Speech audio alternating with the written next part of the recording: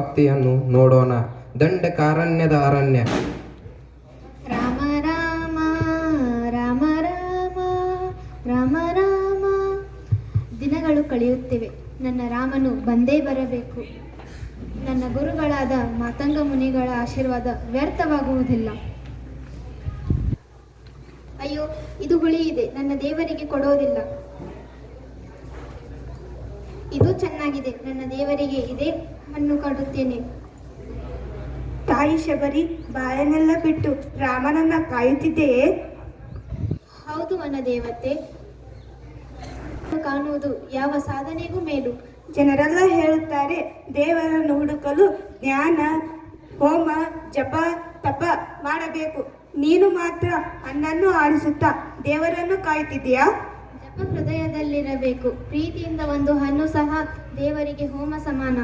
ಇಂತಹ ಶ್ರದ್ಧೆ ಭಕ್ತಿ ಇರುವ ನಿನ್ನ ಭಕ್ತಿ ಯಾವುದಕ್ಕೂ ಸಾಧ್ಯವೇ ಇಲ್ಲ.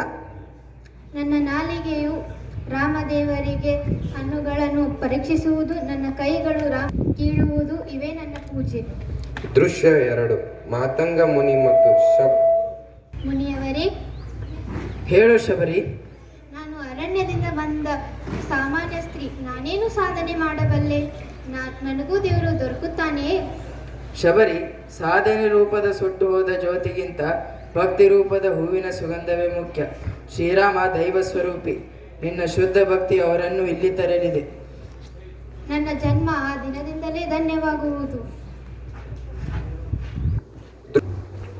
ಅಣ್ಣ, ಎಷ್ಟೊಂದು ದುಃಖ. ಸೀತಾಮಾತೆಯ ಹುಡುಕಾಟ ಕಷ್ಟವಾಗುತ್ತದೆ. ದಿನಗಳು ಕಳೆಯುತ್ತಿವೆ.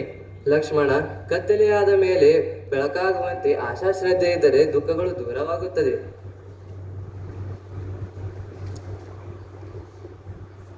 ರಾಮ, ಲಕ್ಷ್ಮಣ, ನಿಜವಾಗಿಯೂ ಬಂದಿದ್ದೀರಾ?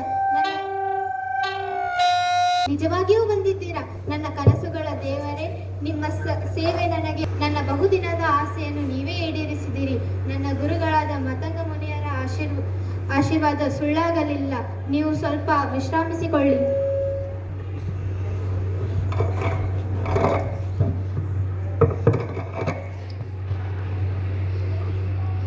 ಈ ಹಣ್ಣುಗಳನ್ನು ನೀವು ಸ್ವೀಕರಿಸಿದರೆ ನನ್ನ ಜನ್ಮ ಸಾರ್ಥಕವಾಗುವುದು. ಅಣ್ಣ, ಇವು ರುಚಿ ನೋಡಿದ ಹಣ್ಣುಗಳು. ನೀವೇಗೆ ತಿನ್ನುವಿರಿ? ಲಕ್ಷ್ಮಣ, ಭಕ್ತಿಗಿಂತ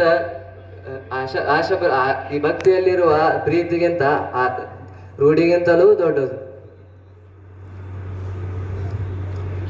ಈ ಹಣ್ಣು ಅತ್ಯಂತ ರುಚಿಯಾಗಿದೆ.